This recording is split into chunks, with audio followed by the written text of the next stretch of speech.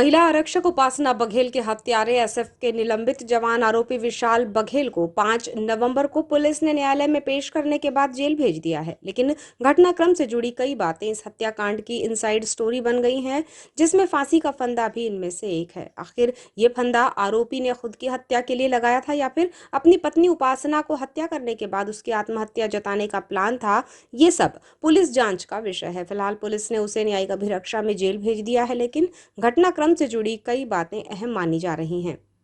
मूलतः सिवनी निवासी और बालाघाट में आरक्षक के पद पर पदस्थ उपासना बघेल से जुड़ी कई बातें उसके परिजनों ने उसकी मृत्यु के बाद उजागर की थी, जिसमें मायके पक्ष ने बताया कि उपासना अपने पति से अलग इसलिए रह रही थी क्योंकि उसकी हरकतों से वो तंग आ चुकी थी, लेकिन उसका पीछा पति नहीं छोड़ रहा था। आए दिन शराब पीना और विवाद करना उसकी आदत में शुमार था, जो उपासना को बिल्कुल पसंद नहीं था। उपासना के घर वाले ये नहीं चाहते थे कि अब विशाल से कोई रिश्ता रखा जाए, लेकिन उपासना अपने बच्चे के भविष्य के लिए भीतर ही भीतर चिंता में डूबी रहती थी। यही वजह रही होगी कि वो अपने पति विशाल को अक्टूबर माह में करवा चौथ पर वो बरसात रहने के लिए तैयार हुई होगी। सूत्रों के अनुसार 3 नवंबर को घटना वाली रात को दोनों के बीच विवाद हुआ और इसकी वजह विशाल का शराब पीना और विवाद करना ही रही थी, जिसमें बच्चे को दूसरे कमरे में सुलाया गया था और दोनों का अलग कमरे में झगड़ा हो रहा था। बात इतनी बढ़ी कि आवेश में आकर विशाल ने अपनी पत्नी का गला तक दबा दिया और जब तक उसकी जान नहीं गई तब तक उसने गला दबाए रखा और फिर इसके बाद लाश के पास ही बैठा रहा।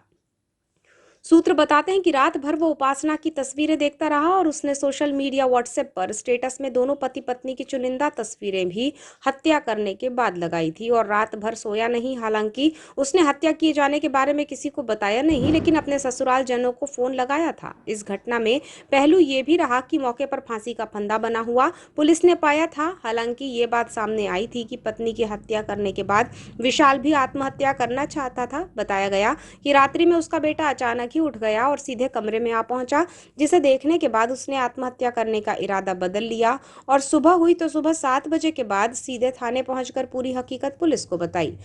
विशाल के बारे में ये भी सामने आया है कि ससुराल जन भी उसकी हरकतों से खौफ खाते थे और भयभीत हो भी क्यों ना, क्योंकि उसने एक बार अपने ससुर पर हथियार से हमला कर उसे घायल किया और दूसरी घटना में अपने साले को बंदूक से गोली मारी थी।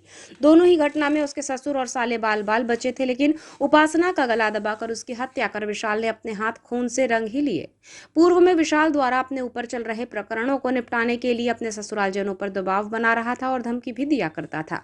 ससुराल जनों ने विशाल और उसके परिवार के विरुद्ध दहेज प्रताड़ना का मामला दर्ज कराया था।